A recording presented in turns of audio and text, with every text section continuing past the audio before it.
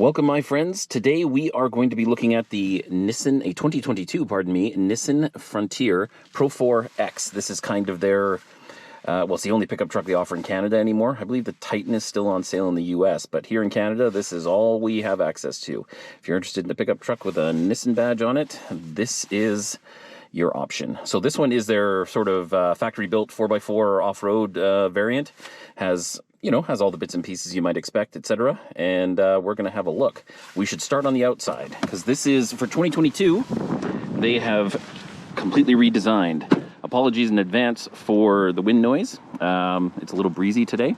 And there she is in what I like to call British Racing Green. I don't actually remember what Nissan calls this green, but it's actually a really nice color. And let's start at the front, because that's kind of where the magic happens with this car. Front and back, actually. So it's, as I mentioned, it's designed to compete almost directly with the Tacoma, and they clearly borrowed a design cue or two from the modern Tacoma, pardon me.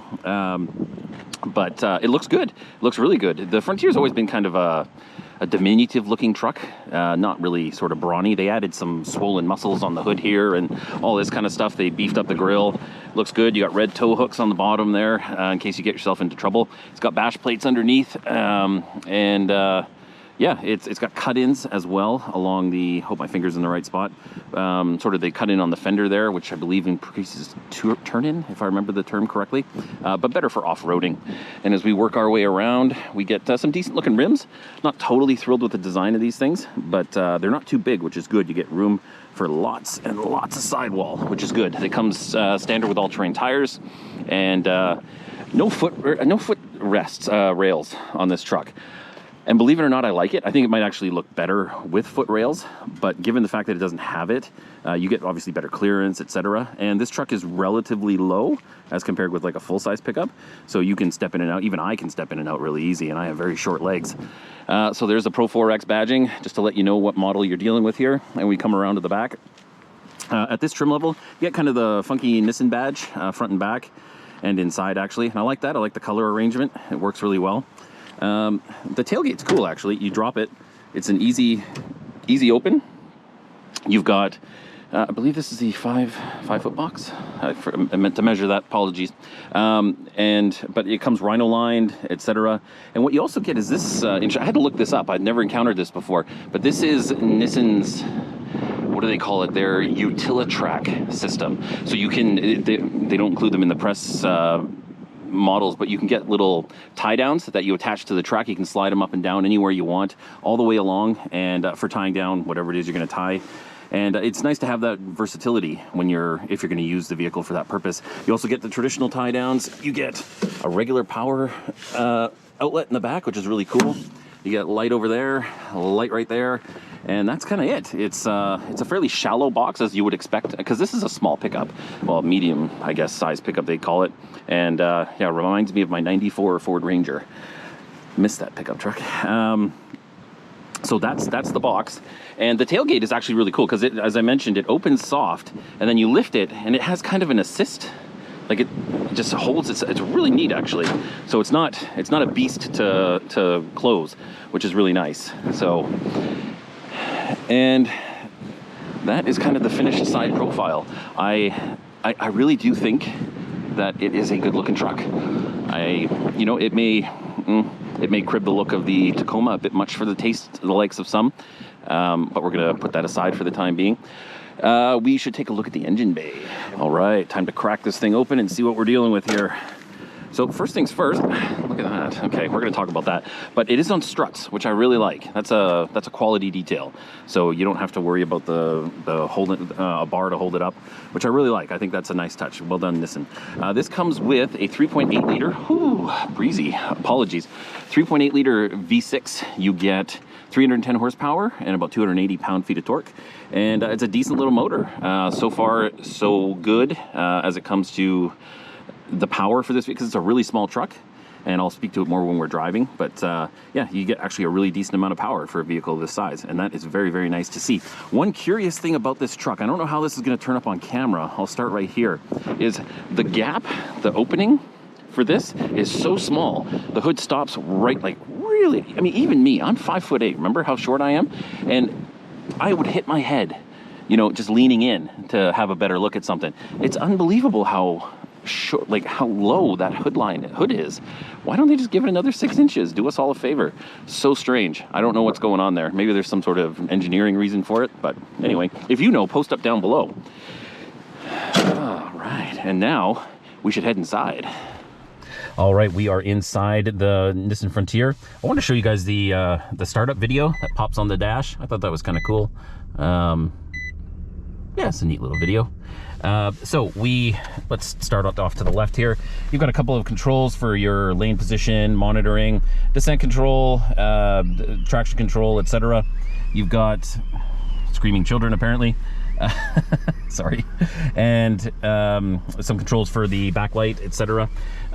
You've got tow mode as well, which is cute. I guess it basically just means you lose a gear, or it holds the gears to higher revs. Your dash cluster is analog.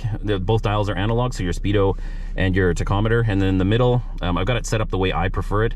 I like a digital speedometer, just for quick reference, because my eyes is not as good as they used to be. But you can change it up. You can put all manner of information in there, anything you want. It's got quite a bit of versatility when it comes to putting, you know, telling you whatever it is you need to know. I like the compass function too, actually. That's pretty neat. But yeah, whatever you want to put in the center part of the dash is up to you. The steering wheel has pretty much every control you can imagine on it. You got phone controls, volume controls. This controls the center portion of the dash, and then you've got cruise control on the right side, and the steering wheel is leather wrapped. It has, I don't think it's leather. I think it's that synthetic stuff, the PVC or whatever it is, that's all over my wife's Nissan Kicks, which I love oh so much. Yeah, it doesn't feel of that great a quality. That being said, I mean, this is a utilitarian vehicle.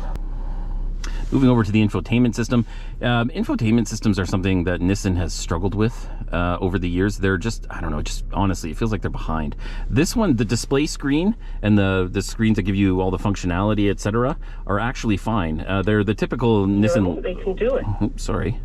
The typical sort of Nissan layout, etc., but it's very clear, it's crisp, it's not fuzzy. The one in my wife's car, as an example, doesn't look anywhere near as nice as this. The improvement is ruined, of course, when you start using the cameras. This is the 360 camera. I mean, it's almost unintelligible. Backup camera is very, very fuzzy. It's just the old crappy system that they've had for, I don't know, 5-6 years now, and it was crappy when they brought it out, and it sucks even more today, given, you know, you can get hyper clear video in a lot of vehicles, and this just doesn't cut it. It's absolutely gross. But that is the big criticism of sort of the infotainment system, etc., and the cameras. It's nice to have the cameras, but if you can't see anything, then what's the point? We've got climate controls underneath here, which are separate, very basic. The buttons are easy to use, etc. It's a really, really simple system. You've got it comes with heated seats, heated steering wheel, some USB ports, and then heated for the passenger as well. You've got your 4-wheel drive. It's on a dial. It's awesome. I haven't seen a dial like this since 1997. Look at this thing.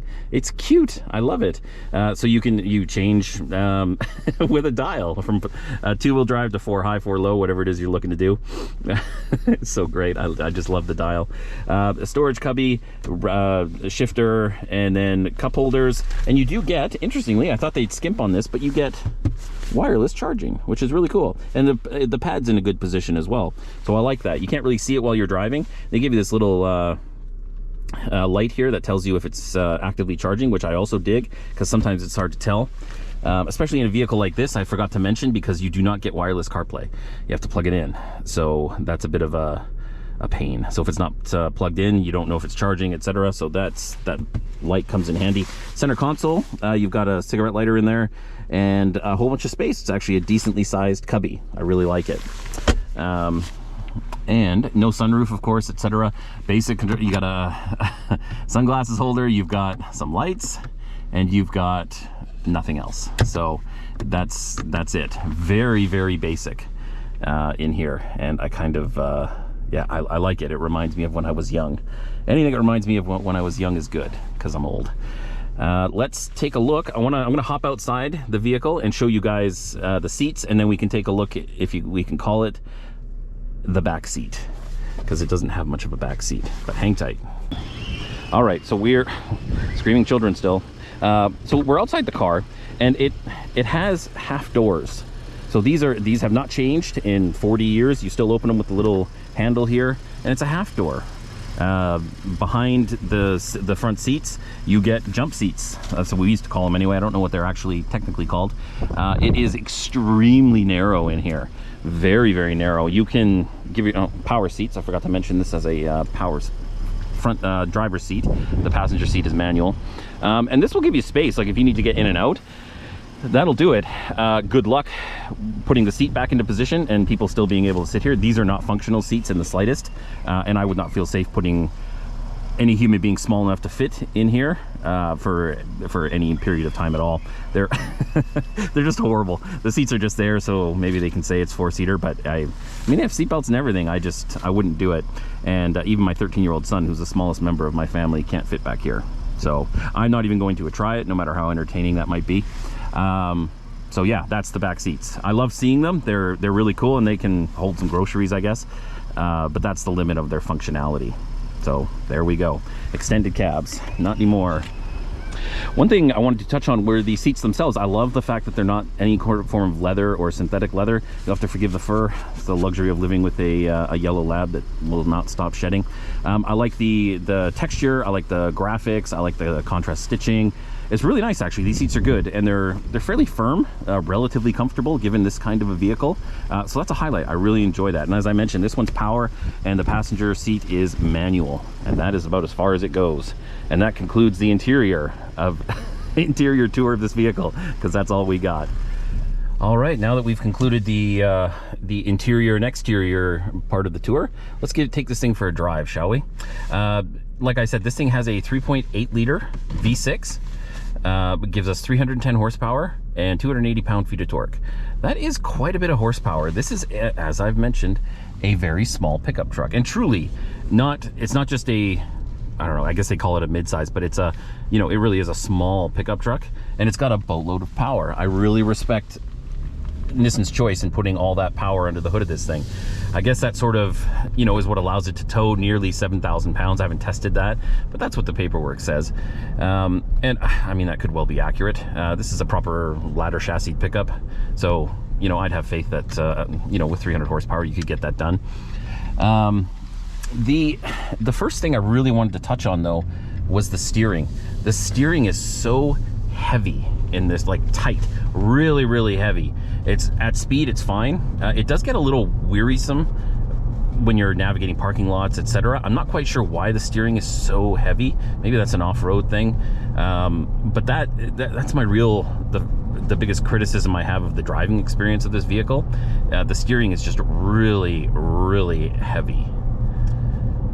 The seating position in pickup trucks of this size have always been closer to cars, like a traditional passenger vehicle, than they do full-size pickup trucks. Full-size pickup trucks give you a very upright seating position, feet on the floor, sort of 90-degree knee. This is kind of the exact opposite of that. Very much a car-like seating position, which is quite comfortable. I don't spend a lot of time in that seating position anymore, so it's nice to be here. It's very comfortable. The seats are well bolstered, etc.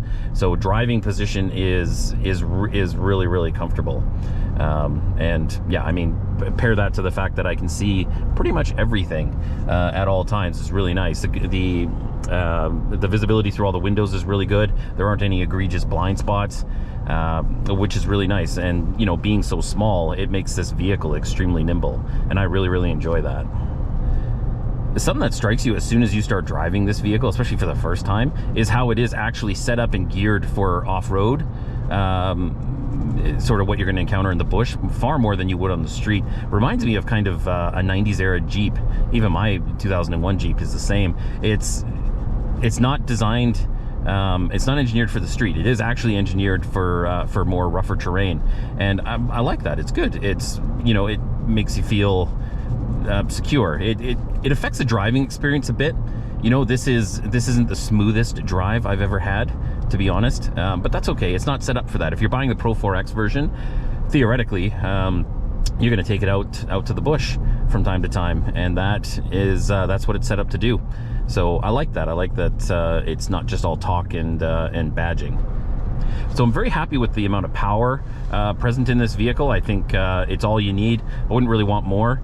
I've got to say, it's not the most sophisticated or smoothest powertrain I've ever dealt with. There's a lot of harsh vibration, and the vehicle, especially when you put it into park, it just likes to sort of vibrate, and it really does, like, it's got a little bit of Parkinson's. It vibrates and shakes, and that's yeah, I mean, it is what it is. I was waiting for my son at his basketball practice last night, and I deliberately sat there for about 30 minutes with the engine running. I know, not good for the planet, but and it just, I mean, it shook and shook and shook the whole time. I don't know, maybe there's something about this particular model, but you know, that is what it is. It's not it's just not the smoothest drivetrain I've experienced on a vehicle. So if I was in the market for a small pickup truck, I mean, of this size, I'd probably go for the 4-door, just for practicality purposes, and probably resale.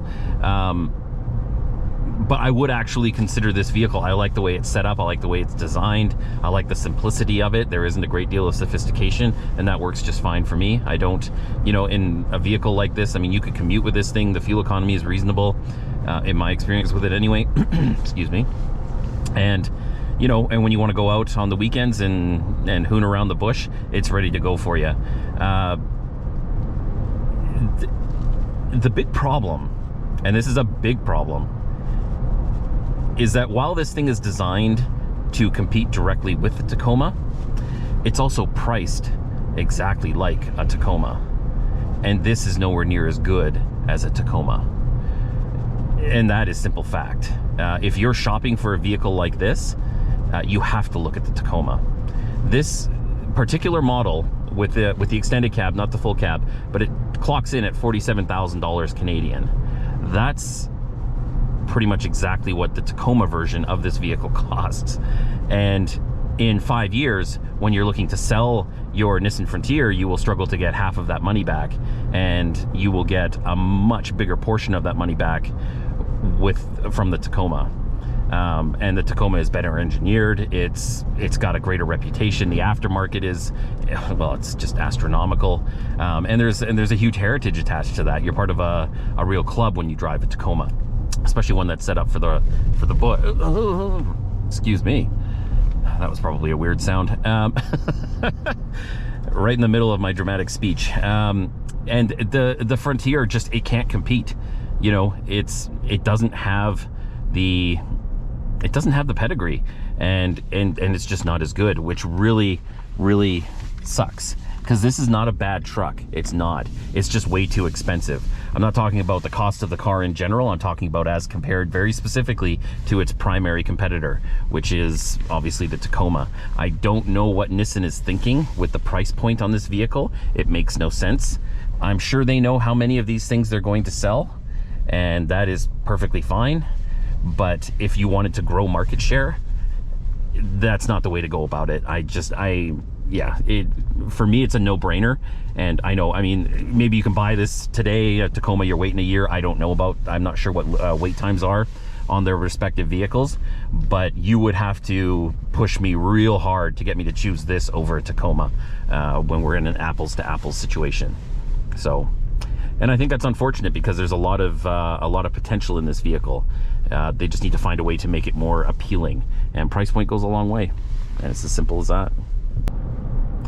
Well, my friends, I guess that's going to do it for another one. I hope you guys have enjoyed this video. It's going to be a shorter video today, I think. We'll find out when I get into the edit, but it's a small car, so there's only so much to show you. I hope you guys have enjoyed the video. Thank you for taking the time to watch, and I want to really thank all of you who have supported my channel. I know it's all brand new, etc. Thank everyone who subscribed, etc. And yeah, I really do appreciate it. You know, I'm very much figuring this stuff out as I go. So all the positivity and the time and attention that you guys give to me is greatly appreciated. And we will see you all on the next video. Have a great day.